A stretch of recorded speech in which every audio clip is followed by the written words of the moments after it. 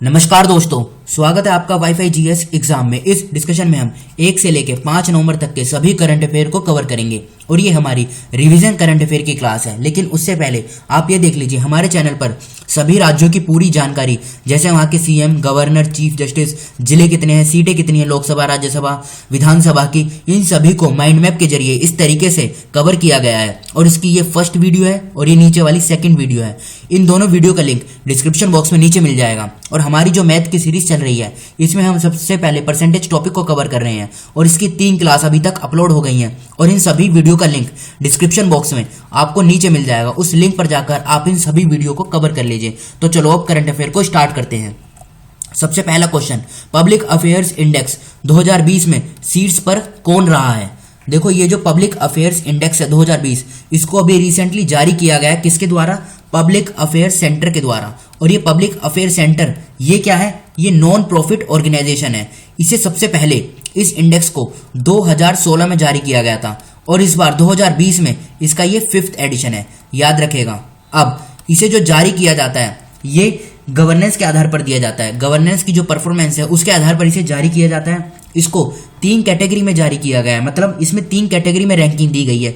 अगर भारत में larger state की बात करें तो पहले नंबर पर है केरला, याद रखेगा। दूसरे नंबर पर है तमिलनाडु और तीसरे नंबर पर है आंध्र प्रदेश। उसी प्रकार से अगर स्मॉलर स्टेट की बात करें तो पहले नंबर पर है गोवा, दूसरे नंबर पर है मेघालय और तीसरे नंबर पर है हिमाचल प्रदेश।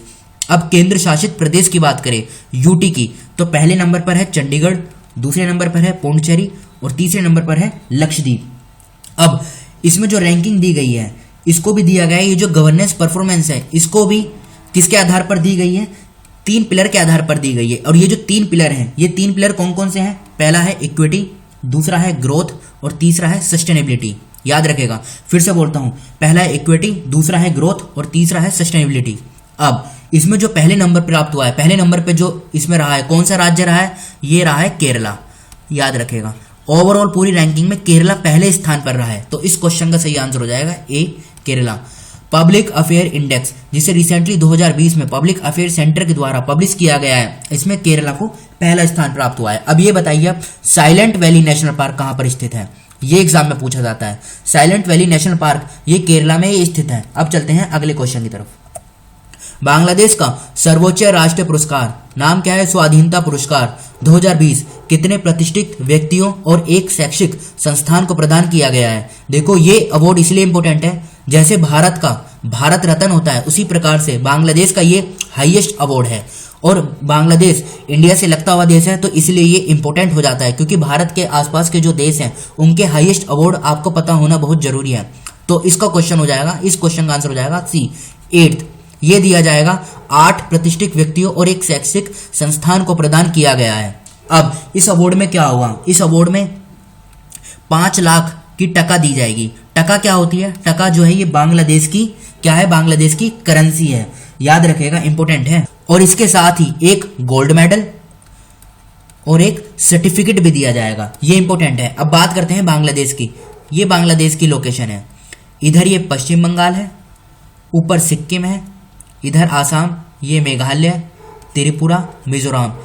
1 2 3 4 5 6 इन 6 राज्यों के साथ, सॉरी सिक्किम के साथ नहीं लगती है, सिर्फ पश्चिम बंगाल, आसाम, मेघालय, त्रिपुरा और मिजोरम, इन 5 राज्यों के साथ बांग्लादेश की बाउंड्री टच होती है। बात करें बांग्लादेश की, करेंसी क्या है? करेंसी अभी हमने देखी, बांग्लादेशी टका।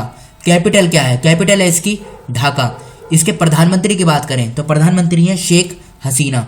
इसके प्रेसिडेंट की बात करें तो प्रेसिडेंट कौन है? प्रेसिडेंट है अब्दुल हमीद। फिर से बोलता हूं, अब्दुल हमीद बांग्लादेश के प्रेसिडेंट हैं। अब बढ़ते हैं अगले क्वेश्चन की तरफ। नए मुख्य सूचना आयुक्त कौन बने हैं? यानी न्यू चीफ इंफॉर्मेशन कमिश्नर, बताइए ये कौन बने हैं? देखो, इस क्वेश्चन का सही आंसर है सी, यशवर्धन कुमार सिन्हा अभी हाल ही में चीफ इंफॉर्मेशन कमिश्नर बने हैं। CIC क्या है? इस बॉडी का गठन किया गया था RTI एक्ट 2005 के अंतर्गत। डेट क्या थी? डेट थी 12 अक्टूबर 2005। इस दिन इसका गठन किया गया था 12 अक्टूबर 2005 में। और ये जो CIC है ये कॉन्स्टिट्यूशनल बॉडी नहीं है, याद रखेगा, ये एक्स्ट्रा कॉन्स्टिट्यूशनल बॉडी है। इसका जिक्र संविधान के किसी भी आर्टिकल में नहीं है, याद रखेगा। और इसमें 1 CIC होते हैं और 10 होते हैं इंफॉर्मेशन कमिश्नर। यानी 10 से ज्यादा इंफॉर्मेशन कमिश्नर नहीं होते हैं, और इन सभी को अपॉइंट किया जाता है। किसके द्वारा अपॉइंट किया जाता है? प्रेसिडेंट के द्वारा। एग्जाम में पूछा जा सकता है। देखो, 2 स्टेटमेंट दे दी जाएंगी सीआईसी के बारे में, ये इंफॉर्मेशन कमिश्नर के बारे में। एक तो पूछा जाएगा क्या ये कॉन्स्टिट्यूशनल बॉडी है, और दूसरा पूछा जाएगा क्या इनको प्रधानमंत्री के द्वारा अपॉइंट किया जाता है। तो ये दोनों स्टेटमेंट गलत हो जाएंगी। इस तरीके के क्वेश्चन भी आजकल एग्जाम में पूछे जा रहे हैं। अब चलते हैं अगले क्वेश्चन की तरफ। गुजरात जिले में भारत की पहली एसईए प्लेन सर्विस की शुरुआत की गई है। बताइए गुजरात के किस जिले में? गांधीनगर, माहिसागर, नर्मदा या फिर अहमदाबाद। देखो, गुजरात का जो नर्मदा जिला है, नर्मदा जिले में एक जगह है केवड़िया, और इसी केवड़िया के पास है स्टैचू ऑफ यूनिटी। अब ये जो स्टैचू ऑफ यूनिटी है, यहां से लेकर अब इसका जो अहमदाबाद जिला है, अहमदाबाद जिले में साबरमती रिवर फ्रंट है। इन दोनों के बीच में इस सर्विस को चलाया जाएगा, और इन दोनों के बीच का जो डिफरेंस है, इन दोनों लोकेशन के बीच का, यह है 200 किलोमीटर। इस सर्विस के माध्यम से इस 200 किलोमीटर की दूरी को 40 मिनट में कवर कर लिया जाएगा। याद रखेगा, बहुत इंपॉर्टेंट है ये क्वेश्चन एग्जाम में सीधा सीधा पूछा जा सकता है। याद रखेगा, बहुत इंपॉर्टेंट है। 200 किलोमीटर के डिफरेंस को, ये जो डिस्टेंस है, इसको 40 मिनट में कवर कर लिया जाएगा। अब बढ़ते हैं अगले क्वेश्चन की तरफ। मालाबार नौसैनिक अभ्यास कहां शुरू होगा? Pacific Ocean, Atlantic Ocean, Arabian Sea या बे ऑफ बंगाल। देखो, ये होगा रिसेंटली कहां पर? बे ऑफ बंगाल में। आंध्र प्रदेश का जो कोस्ट है, विशाखापट्टनम कोस्ट, वहां पर। तो इस क्वेश्चन का डी आंसर सही हो जाएगा, और ये इसलिए इंपॉर्टेंट है क्योंकि इस बार इसमें ऑस्ट्रेलिया भी शामिल होगा। ये सबसे पहले होता था 1992 में, इसे स्टार्ट किया गया था भारत और यूएसए के बीच। फिर इसमें जापान भी शामिल हो गया, और अब इसमें यूएसए भी शामिल होगा। तो इस बार इसमें टोटल मिलाकर 4 देश इसमें पार्टिसिपेट करेंगे, इंडिया, जापान, ऑस्ट्रेलिया और अमेरिका। इसलिए ये इंपॉर्टेंट है, याद रखेगा। अब इसका जो पहला चरण स्टार्ट हुआ है, ये कब हुआ है? ये हुआ है 3 नवंबर से लेकर 6 नवंबर के बीच चलेगा। दूसरा चरण इसका जो स्टार्ट होगा, ये चलेगा 17 नवंबर से लेकर 20 नवंबर के बीच। इंपॉर्टेंट है, एग्जाम में सीधा सीधा ये क्वेश्चन पूछा जा सकता है। अब बढ़ते हैं अगले क्वेश्चन की तरफ। किस राज्य में देश का पहला टायर पार्क बनेगा? पश्चिम बंगाल, बिहार, तेलंगाना या फिर तमिलनाडु। देखो, जो टायर खराब हो जाते हैं या डिफेक्टिव पार्ट होते हैं, उनको मिलाकर एक नई आकृति दी जाएगी, मतलब एक कलाकृतियां दी जाएगी, आर्ट वर्क, और उसको फिर इस पार्क में डिस्प्ले किया जाएगा। और ये जो पार्क बनेगा, ये बनेगा पश्चिम बंगाल में, अभी हाल ही में, रिसेंटली। डेट तो अभी घोषित नहीं हुई है कि कब बनेगा, लेकिन ये तब भी बनेगा। ये पश्चिम बंगाल के अंदर बनाया जाएगा, ये सरकार के द्वारा फैसला लिया गया है। अब चलते हैं अगले क्वेश्चन की तरफ। कारा के आंकड़ों के अनुसार किस राज्य में सबसे अधिक गोद लेने की संख्या दर्ज की गई है? कारा क्या है? कारा है सेंट्रल एडॉप्शन रिसोर्स अथॉरिटी। फिर से बोलता हूं, sorry, child adoption resource authority, और ये ministry of women and child development के अंतर्गत ये बॉडी काम करती है। अब इसमें क्या होगा? देखो, इसमें हुआ है कि 1 अप्रैल 2019 से लेके 31 मार्च 2020, ये जो बीच का जो 1 साल का डिफरेंस है, इसमें टोटल 3531 बच्चों को गोद लिया गया है। और ये जो 3531 बच्चे हैं, इसमें से 2061 ये गर्ल्स हैं और 1470 ये बॉयज हैं। अब इसमें भी 3531 में से 3120 बच्चे जो गोद लिए गए हैं, इनकी उम्र 0 से 5 साल के बीच में है, यानी ये 5 साल तक की इनकी उम्र है। और 411 बच्चे जो गोद लिए गए हैं, इनकी उम्र है 5 से 18 साल के बीच। अब भारत में सबसे ज्यादा जो गोद लिए गए हैं, तो ये है महाराष्ट्र में। महाराष्ट्र में टोटल 615 बच्चे गोद लिए गए हैं। दूसरे नंबर पर क्या है? दूसरे नंबर पर है कर्नाटका, जिसमें 272 बच्चे गोद लिए गए हैं। तीसरे नंबर पर है तमिलनाडु, जिसमें 271 बच्चों को गोद लिया गया है। चौथे नंबर पर है उत्तर प्रदेश, और 5वें नंबर पर है उड़ीसा। याद रखिएगा, पहले नंबर पर महाराष्ट्र है, तो इस क्वेश्चन का सही आंसर हो जाएगा बी, महाराष्ट्र। कारा के आंकड़ों के अनुसार महाराष्ट्र में सबसे ज्यादा बच्चों को गोद लिया गया है। अब चलते हैं अगले क्वेश्चन की तरफ। केंद्र ने बिना लाइसेंस के किस देश से 30,000 टन आलू आयात करने का फैसला किया है? देखो, जैसे कि आप अभी रिसेंटली जानते हैं, मार्केट में आलू के जो दाम है ये 50 रुपए तक पहुंच गए हैं, यानी मार्केट में 50 रुपए किलो आलू बिक रहे हैं। तो इसी प्राइस को रोकने के लिए सरकार ने ये फैसला लिया है कि अब वो 10 लाख टन आलू को आयात करेगी, मतलब बाहर से इंपोर्ट किया जाएगा। और पहले इसमें जो ड्यूटी थी वो 30% लगती थी, अब इसको घटाकर 10% कर दिया गया है। अब इसी में ये जो 10 लाख टन आलू है, इसमें से जो 30,000 टन आलू हैं, इनको भूटान से आयात किया जाएगा, याद रखेगा। और ये जो पूरा लक्ष्य रखा गया है, ये रखा गया है 31 जनवरी 2021। 31 जनवरी 2021 तक सरकार को ये 10 लाख आलू टन को इंपोर्ट करना है 10% की इंपोर्ट ड्यूटी के साथ। बात करें भूटान की, ये भूटान की लोकेशन है।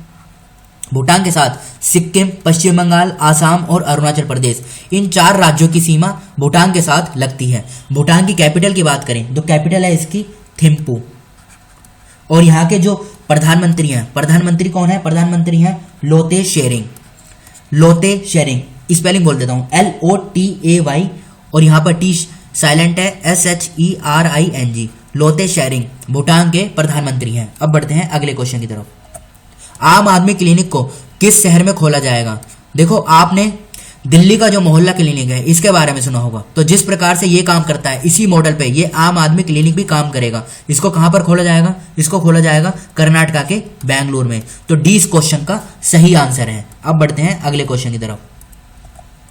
वाहन चोरी के बढ़ते मामलों पर अंकुश लगाने और पहचान दर को बढ़ाने के लिए किसने वाहन विरोधी चोरी विभाग को फिर से शुरू करने की योजना बनाई है? देखो, ये जो वाहन विरोधी चोरी विभाग है, एंटी थीफ्ट डिपार्टमेंट, इसको 2015 में क्रिएट किया गया था।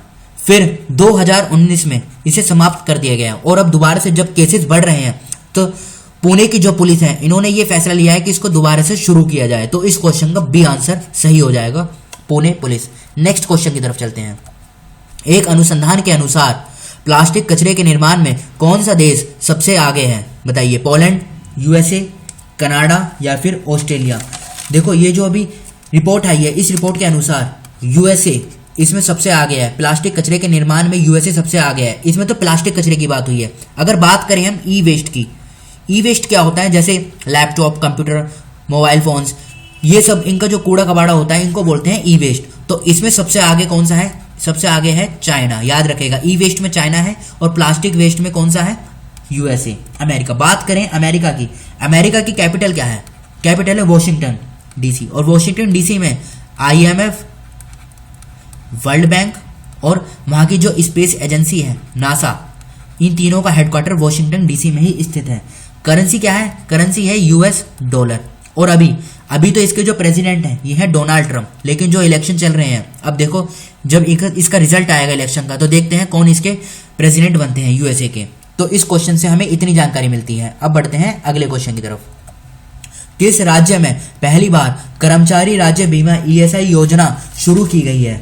बताइए, नागालैंड, अरुणाचल प्रदेश, बिहार या फिर मिजोरम? तो देखो, इस क्वेश्चन का सही आंसर है क्या? बी, अरुणाचल प्रदेश। अरुणाचल प्रदेश में ज्यादा वर्करों को कवर करने के लिए सरकार ने इस स्कीम को लॉन्च किया है। और ये जो स्कीम है ये 1 नवंबर 2020 से इफेक्टिव में आएगी, यानी ये अब ऑलरेडी इफेक्टिव में आ चुकी है। आज 5 तारीख है जब ये वीडियो रिकॉर्ड हो रही है, और ये स्कीम 1 नवंबर 2020 से इफेक्टिव हो चुकी है। अब इसमें क्या होगा? जो इस स्कीम के अंतर्गत एम्प्लॉय और उनके डिपेंडेंट, यानी जो इन पे डिपेंडेंट हैं, इन सभी को काफी प्रकार के बेनिफिट दिए जाएंगे, जैसे sickness benefit, cashless medical care benefit, maternity benefit और जो एक्सीडेंट बेनिफिट। ये सब इस प्रकार के जो ये बेनिफिट है, ये इनको प्रोवाइड किए जाएंगे वर्करों को और उनके डिपेंडेंट को। तो ये अरुणाचल प्रदेश में इस स्कीम को लॉन्च किया गया है। अरुणाचल प्रदेश की लोकेशन देख लीजिए आप, ये आसाम है और ये नागालैंड है। इन 2 राज्यों के साथ अरुणाचल प्रदेश की सीमा टच होती है। अब चलते हैं अगले क्वेश्चन की तरफ। किस शहर में प्लास्टिक लाओ मास्क ले जाओ पहल शुरू की गई है? देखो, ये क्वेश्चन इंपॉर्टेंट है, एग्जाम में सीधा सीधा पूछा जाएगा। अब प्लास्टिक लाओ मास्क ले जाओ, इसके नाम से ही जाहिर होता है कि इसमें क्या क्या इंपॉर्टेंट है। एक तो कोविड-19 का जो प्रसार है इसको रोका जाएगा, और प्लास्टिक पोल्यूशन जो है, प्लास्टिक पोल्यूशन को भी रोका जाएगा। अब इसमें होगा क्या? जो देहरादून का म्युनिसिपल कॉर्पोरेशन है, उन्होंने इस पहल को लॉन्च किया है। मतलब लोग प्लास्टिक को कलेक्ट करें और उसके बदले में मास्क ले जाएं। और इसमें अभी तक 5000 फेस मास्क को डिस्ट्रीब्यूट किया जा चुका है। म्युनिसिपल कमिश्नर जो है विनय शंकर पांडे, उन्होंने ये इन्फॉर्म किया है कि इससे लोगों के बीच में प्लास्टिक वेस्ट के अगेंस्ट में जागरूकता पैदा होगी, और फेस मास्क की जो इंपॉर्टेंस है कोविड-19 के सिचुएशन में, इसका भी उन्हें फायदा मिलेगा। मतलब क्या इंपॉर्टेंस है मास्क की, ये भी उनको पता लगेगा। याद रखिएगा। तो इस क्वेश्चन का सही आंसर हो जाएगा बी, देहरादून। प्लास्टिक लाओ मास्क ले जाओ, ये जो इनिशिएटिव है ये देहरादून म्युनिसिपल कॉर्पोरेशन के द्वारा स्टार्ट किया गया है। अगले क्वेश्चन की तरफ चलते हैं। ओडिशा विधानसभा किस राज्य की ई विधानसभा के मॉडल के बाद कागज रहित होने के लिए तैयार है? हिमाचल प्रदेश, बिहार, नागालैंड या फिर असम। हिमाचल प्रदेश की जो विधानसभा है ये पेपरलेस है पूरी तरीके से, याद रखेगा। अब इसी मॉडल पर उड़ीसा की जो विधानसभा है इन्होंने ये फैसला लिया है कि अभी जो विंटर सेशन होगा इसके बाद उड़ीसा की विधानसभा पूरी तरीके से पेपरलेस होने के लिए तैयार है। अब इसमें कोई भी हार्ड फाइल नहीं होगी, जो भी काम होगा वो ऑनलाइन होगा, जिससे काफी सारे पैसों का, काफी सारे जो लाखों में रुपए खर्च होते हैं इनकी बचत होगी और पेपरों की भी बचत होगी। तो इस क्वेश्चन का सही आंसर है ए, हिमाचल प्रदेश। अब बढ़ते हैं अगले क्वेश्चन की तरफ। भारत की पहली सौर ऊर्जा से चलने वाली ट्रेन का उद्घाटन कहाँ हुआ है? कर्नाटका, केरला, महाराष्ट्र या फिर सिक्किम। इस क्वेश्चन का सही आंसर है केरला। केरला की जो कैपिटल है तिरुवनंतपुरम, तिरुवनंतपुरम में एक जगह है वैली टूरिस्ट विलेज, वहीं पर इस ट्रेन को स्टार्ट किया गया है। देखो एक एग्जाम्पल की सहायता से समझते हैं। ये नेशनल पार्क है, सपोज करिए नेशनल पार्क में जब कोई टूरिस्ट विजिट करता है तो इस नेशनल पार्क का जो मैनेजमेंट है पूरा, वो मैनेजमेंट काफी गाड़ियों के माध्यम से, जैसे मिनी बस या फिर जीप वगैरह, इनके माध्यम से इन टूरिस्ट को इस पूरे नेशनल पार्क में विजिट कराता है, इसकी सुंदरता दिखाता है, यहाँ की बायोडाइवर्सिटी को दिखाता है। उसी प्रकार से अब ये ट्रेन, ये जो वैली टूरिस्ट विलेज है इसके चारों तरफ चलेगी, मतलब इसके अंदर जाएगी, जो भी रूट डिफाइन किया जाएगा सरकार के द्वारा वहां पर जाएगी, और ये जो वैली टूरिस्ट विलेज की जो सुंदरता है, वहां की ब्यूटी है, उसको उन टूरिस्ट को दिखाया जाएगा जो यहाँ पर विजिट करेंगे। मकसद क्या है केरला सरकार का? जो टूरिस्ट अट्रैक्शन, मतलब टूरिस्ट को बढ़ावा देना, और ये इको फ्रेंडली होगी। अब ये जो है ट्रेन, इसमें एक बार में 45 पर्सन ही सफर कर सकेंगे। इसमें सिर्फ 3 बोगियां हैं और 10 करोड़ के लागत से इस प्रोजेक्ट को तैयार किया जा रहा है। शायद इसमें डिस्टेंस भी बताया गया है कि कितना चलेगी, 2.5 किलोमीटर चलेगी ये ट्रेन। देखते हैं ये तो कितना डिस्टेंस बनेगा, ये सब तो बात की चीज है। लेकिन अभी रिसेंटली इसे केरला की सरकार ने लॉन्च किया है। कहां पर? तिरुवनंतपुरम में। ये पूछा जा सकता है। तो ये था हमारी आज के डिस्कशन का लास्ट क्वेश्चन। फिलहाल इस डिस्कशन को हम यहीं पर रोकते हैं। Thank you.